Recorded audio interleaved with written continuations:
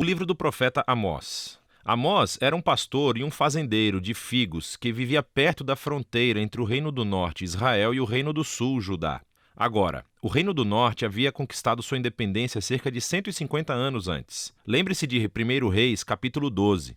E estava sendo governado por Jeroboão II, um líder militar de sucesso. Ele ganhou muitas batalhas e novos territórios para Israel e gerou muita riqueza. Mas, aos olhos dos profetas, ele foi um dos piores reis de todos os tempos. Sua riqueza levou à apatia e permitiu a idolatria aos deuses de Canaã, o que por sua vez levou à injustiça e à negligência aos pobres. E chegou a um ponto em que Amós não aguentou mais. Ele sentiu Deus chamando-o para ir até Betel, uma cidade importante para o norte do reino, onde havia um grande templo, para anunciar a palavra de Deus ao povo. E esse livro é uma coleção dos seus sermões, poemas e visões proferidas ao longo de todos os anos. Eles foram compilados mais tarde para dar ao povo de Deus uma ideia da sua mensagem divina para o Reino do Norte, e é uma mensagem que ainda precisamos ouvir hoje. O livro tem um conceito bastante claro. Os capítulos 1 e 2 são uma série de mensagens para as nações e para Israel. Os capítulos de 3 a 6 são uma coleção de poemas que expressam a mensagem de Amós ao povo de Israel e aos seus líderes. E os capítulos 7 a 9 contêm uma série de visões que Amós teve e que descrevem o juízo que Deus irá trazer sobre Israel. Vamos nos aprofundar. O livro começa com uma série de poemas curtos que acusam todos os vizinhos de Israel de violência e injustiça. E isso é meio estranho porque a frase de abertura do livro dizia que Amós falaria contra Israel, mas veja como isso funciona. À medida que Amós nomeia todas as nações vizinhas, você pode olhar no mapa e observar que ele está criando um círculo. E quando ele termina, Israel está no centro, como um alvo na mira.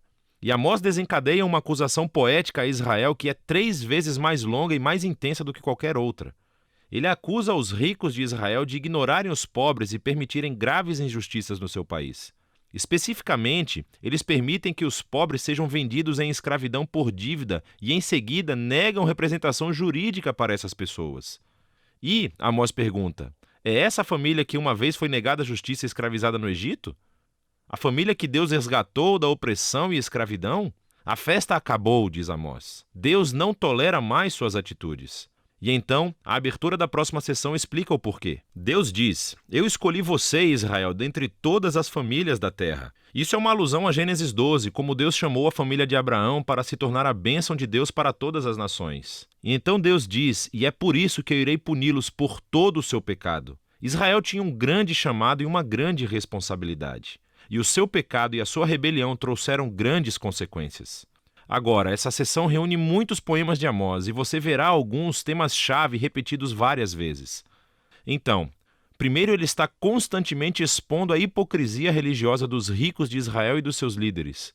E ele descreve como eles participam fielmente nas reuniões religiosas, fazendo ofertas e sacrifícios, enquanto eles negligenciam os pobres e ignoram a injustiça. E Amós diz que isso tudo é uma farsa, que na realidade Deus odeia a adoração deles porque está completamente desconectada à maneira como eles tratam as pessoas. Deus diz que um relacionamento verdadeiro com ele transformará os relacionamentos de uma pessoa. E assim, o chamado de Amós para a adoração verdadeira é deixar a justiça fluir como uma enchente e a honestidade como um rio que nunca acaba. Agora, essas duas palavras são super importantes para Amós e, na verdade, para todos os profetas. Assim, a honestidade, ou em hebraico tzedekah, refere-se a um padrão de relações justas e equitativas entre as pessoas, não importando as suas diferenças sociais. E a justiça, ou em hebraico mishpat, referem-se às ações concretas que você toma para corrigir a injustiça e criar justiça. E assim, ambos devem permear a vida do povo da aliança de Deus como um riacho que enche o leito de um rio seco. O próximo tema são as acusações repetidas de Amós sobre a idolatria de Israel. Lembre-se, quando o reino do norte se separou do reino do sul de Judá, o seu rei constituiu 2 novos templos para rivalizar com o de Salomão em Jerusalém. E ele colocou um bezerro de ouro em cada um deles. Lembre-se de 1 Reis, capítulo 12. Desde então, Israel só acumulou mais ídolos, adorando os deuses do sexo, do clima e da guerra. E na visão do profeta, a adoração desses deuses sempre levou à injustiça. Porque esses deuses não exigem o mesmo grau de justiça que o Deus de Israel. Sem mencionar que esses deuses eram imorais. Não o Deus de Israel, ele é diferente. Então ele pode dizer, busque-me para que você possa viver. E logo depois disso, pode dizer a Israel, busque o bem, não o mal, para que você possa viver.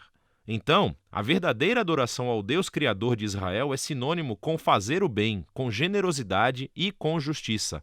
E assim, o tema final desses capítulos é que, como Israel e o seu rei rejeitaram Amós e os outros profetas, Deus enviará o dia do Senhor. E isso é um ato de justiça grande e terrível contra Israel. E especificamente, Amós diz que uma nação poderosa virá e irá conquistar e dizimar as suas cidades e levará as pessoas para o exílio. E sabemos que a sua previsão se tornou realidade. Cerca de 40 anos depois, o Império Assírio apareceu e fez exatamente o que Amós havia dito. O livro termina com uma série de visões que Amós teve e são representações simbólicas do dia do Senhor vindouro. Então ele vê Israel devastado por um grande exército de gafanhotos, e depois por um fogo escaldante, e em seguida repleto de frutas podres. E na visão final, Amós vê Deus batendo violentamente nos pilares do grande templo de Israel em Betel, e todo o edifício desmoronando. É uma imagem da justiça de Deus sobre os líderes e os deuses de Israel, que o seu fim chegou. Mas, de repente, no último parágrafo, temos um vislumbre de esperança. Ele pega nessa imagem de Israel como um prédio destruído. E diz que Deus, a partir das ruínas, um dia, ele irá restaurar a casa de Davi. E, em outras palavras, ele trará o futuro rei messiânico da linhagem de Davi e irá reconstruir a família do povo de Deus. O que, surpreendentemente, significa que irá incluir pessoas de todas as nações. Naquele dia, toda a devastação causada pelo pecado de Israel e pelo julgamento de Deus será revertida. Agora, esse último parágrafo é muito importante. É o único sinal de esperança do outro lado do julgamento. E isso nos ajuda a ver como esse livro explora a relação entre a justiça de Deus e a sua misericórdia. Se Deus é bom, ele tem que enfrentar e julgar o mal entre Israel e as nações. Mas os seus propósitos a longo prazo são de restaurar o mundo e construir uma nova família da aliança.